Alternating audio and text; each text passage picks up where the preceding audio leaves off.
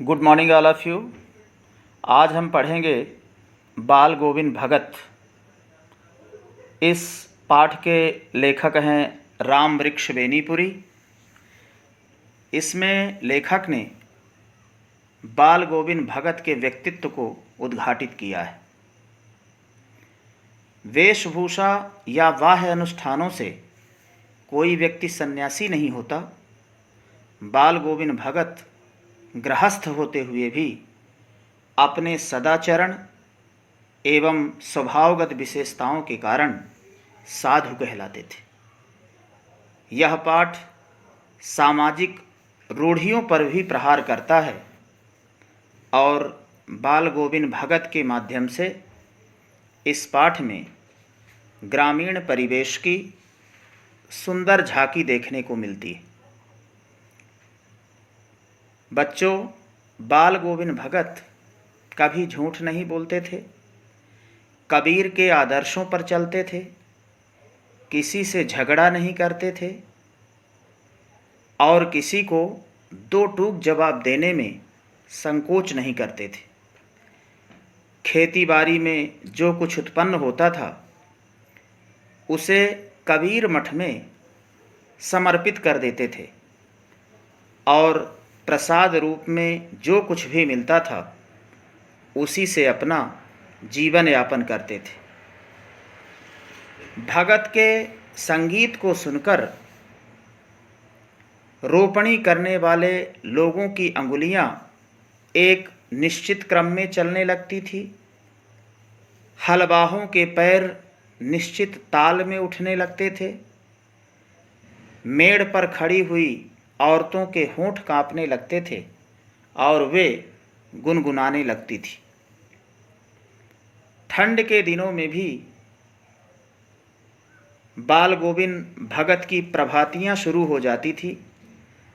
वे प्रातःकाल नदी स्नान के लिए जाते थे और वहीं किसी पोखर या किसी खेत की मेड़ पर बैठकर संगीत टेरने लगते थे। गर्मी के दिनों में संध्या समय लोगों की भीड़ घर में एकत्रित हो जाती थी और बाल गोविंद भगत संगीत गाने लगते थे और भक्त मंडली उनके गीत को दोहराने तिहराने लगती थी। उनकी संगीत साधना की पराकाष्ठा, संगीत साधना का चरम उत्कर्ष उस दिन देखने को मिला जब उनके बेटे की मृत्यु हो जाती है। एक ही बेटा था जो दिमाग से कमज़ोर था। जो लोग मानसिक दृष्टि से कमज़ोर होते हैं वही ज़्यादा प्रेम के हकदार होते हैं। बेटे की शादी होती है। पुत्र वधू बड़ी सभ्य और सुशील थी। अकस्मात बेटे की मृत्यु हो जाती है। भगत बेटे के शव को आंगन में चटाई में लिटा देते हैं, उसके ऊपर पुष्प और तुलसी दल बिखेर देते हैं, सिरहाने दीपक जला देते हैं और वहीं बैठकर संगीत टेरने लगते हैं। पुत्र वधू रो रही थी।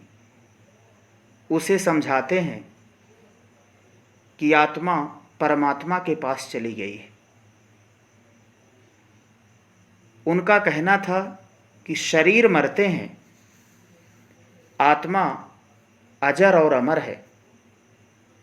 बच्चों, गीता में कहा गया है कि वासांसि जीर्णानि यथा विहाय नवानि गृह्णाति नरो पराणि तथा शरीराणि विहाय जीर्णा न्ययानि संयाति नवानि देहि।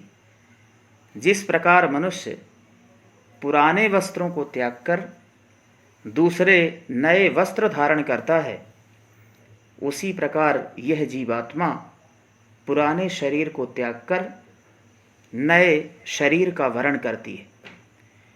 उन्होंने बेटे की मृत्यु को शोक के रूप में न मनाकर उत्सव के रूप में मनाया। बेटे का अंतिम संस्कार अपनी पुत्र वधू से कराया और पुत्र वधू के भाई को बुलाकर उसकी दूसरी शादी करने को कहा।